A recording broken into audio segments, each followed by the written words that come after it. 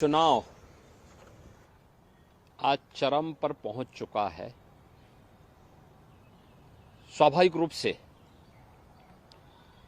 जो देश के दुश्मन हैं वे चुनाव के दौरान मोदी जी के पक्ष में जो माहौल है, इस माहौल को खराब करने का भरसक प्रयास करेंगे। कुछ चीजें हैं जो देखने लायक हैं और जिसको पूरे देश के लोगों को वास्तव में समझना चाहिए कि कैसे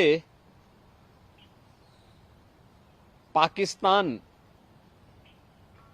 से राहुल गांधी को प्रोजेक्ट करने का प्रयास कर रहा है।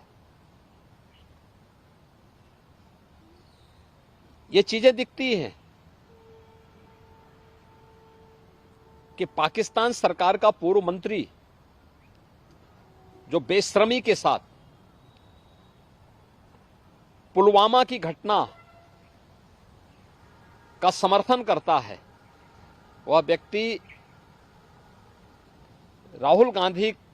को सपोर्ट कर रहा हो और राहुल गांधी को लेकर के प्रफुल्लित हो रहा हो, ये चीजें दिखाती हैं कि कांग्रेस का हाथ देश के दुश्मनों का साथ। यानी चीजें दिखती हैं कि मोदी जी जीतेंगे तो भारत में दीपावली होगी, लेकिन अगर कांग्रेस कहीं पे सफलता प्राप्त कर रही है तो पाकिस्तान उससे प्रफुल्लित हो रहा है। देश की जनता को इन बयानों से अवेयर होना चाहिए और समझना चाहिए कि इसके पीछे भारत विरोधी ताकतों की मंशाएं क्या हैं भारत के प्रति। सर, हम कह सकते हैं कि पूर्व में कांग्रेस का चूंकि बहुत अलगाववादी शक्तियों से, या हम कह सकते हैं कुछ ना कुछ समर्थन उनको कहीं ना कहीं से रहा, इसी वजह से आज पाकिस्तान से इस तरीके के बयान आए, क्योंकि पूर्व में देखिए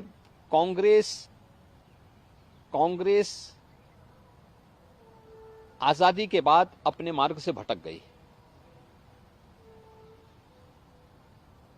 उसने अपने स्वार्थ के लिए